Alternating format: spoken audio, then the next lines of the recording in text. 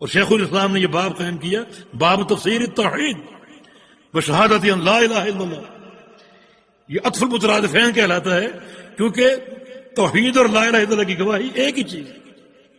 توحید کی تفسیر اور لا الہ الا اللہ کی گواہی کی تفسیر، اس کی تفسیر سمجھو، یہ سب سے اہم معاملہ ہے. شیخ الاسلام نے کلمہ لا الہ الا اللہ کی تفسیر یا توحید کی تفسیر واضح کرنے کے لیے 4 آیات کا ذکر کیا اور 1 حدیث کا. ہمیں بتایا ہے کہ اس کلمے کا معنی کیا ہے اور توحید کا معنی کیا ہے.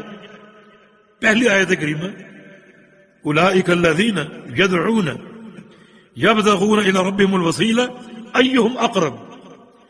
اس سے قبل اللہ تعالیٰ کا فرمان ہے قل ادعوا الذین زعمتم من دونہ فلا یملکون کشف الضر عنکم ولا تحویلا. اے پیغمبر کہہ دیجیے کہ تم بلاؤ ان کو جن کو اللہ کے سوا پکارتے ہو. تمہارا زعم ہے کہ یہ ہمارے معبود ہیں، یہ ہمارے مشکل کشا ہیں، حاجت روا ہیں، بلاؤ ان کو پکارو، زندگی بھر پکارتے رہو، صبح شام پکارو، بار بار پکارو.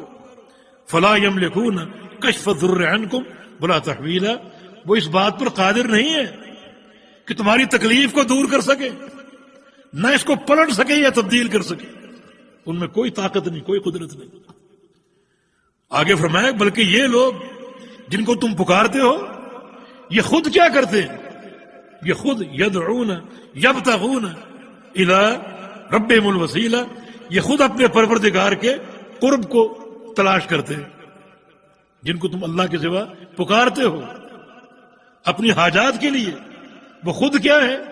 وہ خود اپنے پروردگار کا قرب تلاش کرتے ہیں، اس کی رضا تلاش کرتے ہیں، اس سے ڈرتے ہیں، اس کی محبت کے متلاشی ہیں. وہ خود طالب ہیں. تمہارے مطلوب کیسے بن سکتے؟ یہاں کیا مقصود ہے کہ کچھ لوگ پکارتے ہیں پتھروں کو، مردوں کو، کچھ لوگ پکارتے ہیں درختوں کو، سورج کو، چاند کو، پہاڑوں کو. سب جمادات ہیں، ان میں کیا قدرت ہے؟ یہ اس مقام میں آخری بات ہو سکتی ہے کہ جو لوگ انبیاء کو پکارتے ہیں، صالحین کو پکارتے ہیں، فرشتوں کو پکارتے ہیں. بعض روایتوں میں اس کا شان نزول جنوں کے بارے میں آتا ہے. کچھ لوگ جنوں کو پکارتے تھے، ان جنہوں نے اسلام قبول کر لیا. واقعہ معروف ہے، اسلام قبول کر لیا اور وہ اب بھی پکار رہے. اللہ تعالیٰ فرماتا جن کو تم پکار رہے ہو ان کا اپنا عالم یہ ہے کہ وہ خود اللہ کے قرب کو تلاش کرے. وسیلہ کا معنی قرب، کہ وہ کون کون سے عمل ہیں، وہ کون سا طریقہ ہے کہ ہم اپنے رب کے قریب ہو جائیں. یہ ان کی کوشش ہے. چنانچہ نمازوں کی ادائیگی، نوافل کی ادائیگی، رات کا قیام اور صدقات، انفاق فی سبیل اللہ، ہر عمل کرتے ہیں صرف اللہ کا قرب حاصل کرنے کے لیے. وہ خود اللہ کا قرب تلاش کر رہے ہیں، اس کے متلاشی ہیں. تمہیں وہ کیا دے سکے؟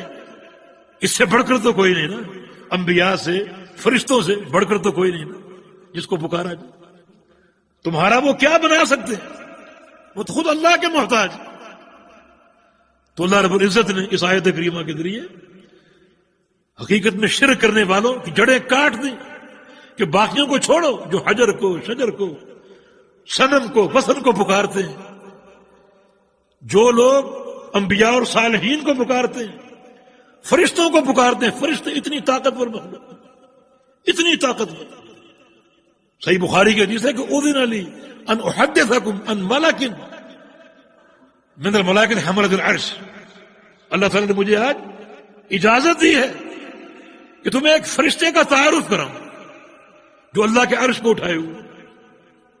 اس کا تعارف یہ ہے کہ ما بین شحمۃ اذنہ الی عاتقہ مسیرۃ 700 عام، کہ اس کے کندھے سے لے کر کان کی لو تک کتنا فاصلہ ہمارا؟ 2 انگلی بھی نہیں ہوگا، 4 انگلی. اس کے کندھے سے لے کر کان کی لو تک 700 سال کے مسلسل سفر کے مطابق اتنا فاصلہ، تیز رفتار سفر. یہ فرشتوں کی طاقت، قوم لوط پر عذاب آیا، ایک ہی فرشتے نے بستی کو پکڑا، اچکا، آسمان تک لے گیا اور وہاں سے نیچے پٹکا. اتنی طاقت ان کو پکارتے. یہ تو خود اللہ سے ڈرتے ہیں. ملائکہ اتنی ہیبت. اللہ تعالیٰ جب کسی فیصلے کو صادر کرنے کا ارادہ فرماتا ہے تو فرشتے سنتے ہی بے ہوش ہو کر گر جاتے ہیں. اتنا خوف. اللہ کے قرب کو تلاش کرنے والے، اتنا خوف ان کے اندر.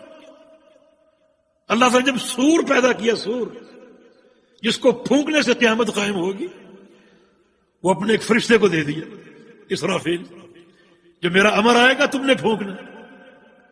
اس فرشتے کا خوف آپ دیکھو. حدیث میں آتا ہے کہ وہ فرشتہ کھڑا ہے، بیٹھا نہیں، اس وقت سے کھڑا ہے، اور سور اپنے منہ میں دبائے کھڑا. کیف انعم وقد التقم السور صاحبہ. فرشتہ سور اپنے منہ میں دبائے کھڑا، اور حنا راسہ، حنا جبہتہ، اپنی پیشانی کو جھکائے ہوئے، لیکن نظر عرش مولا پر. سور منہ میں ہے، پیشانی چھپی ہوئی ہے، اور آنکھیں اوپر کو اللہ کے عرش کو دیکھ رہے ہیں. اللہ تعالیٰ کی ہیبت اور خوف. ان کو پکارتے، ان کے اپنے خوف کا یہ عالم ہے. تمہارا کیا سنبھالیں گے؟ تو اس معاملے میں آخری حد ہے. انبیاء سے بڑھ کر کون ہو سکتے؟ ملائکہ سے بڑھ کر کون ہو سکتا؟ جب یہ کچھ نہیں کر سکتے، نہ کشف ضر، تمہاری کسی تکلیف کو ٹال سکتے ہیں، نہ اس کی تحویل کر سکتے ہیں، تو باقیوں کا کیا کہنا؟ امام محمد بن الوہاب رحمہ اللہ، شیخ الاسلام، اس آیت کریمہ کو پیش کر کے کیا بتانا چاہتے ہیں کہ لا الہ الا اللہ کا معنی یہ ہے کہ اللہ کے سوا کسی کو نہیں پکارنا، نہ کسی نبی کو، نہ کسی ولی کو، نہ کسی ملک مقرب کو، نہ کسی جن کو، چاہے کہ حجر شجر، سورج چاند، جمادات، یہ کیا کر سکتے؟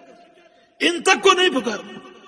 تحقیق توحید کے لیے اور فہم توحید کے لیے یہ نقطہ ضروری ہے. کسی کو نہیں پکارنا. پکارنا صرف اللہ کو، عبادت صرف اللہ تعالیٰ کی ہے. اور یہ لا الہ الا اللہ کی تفسیر ہے، اور توحید کا معنی ہے جس کے فہم کے بغیر توحید واضح نہیں ہوتی، اور توحید ناقابل قبول ہے. یہ پہلی آیت کریمہ تھی.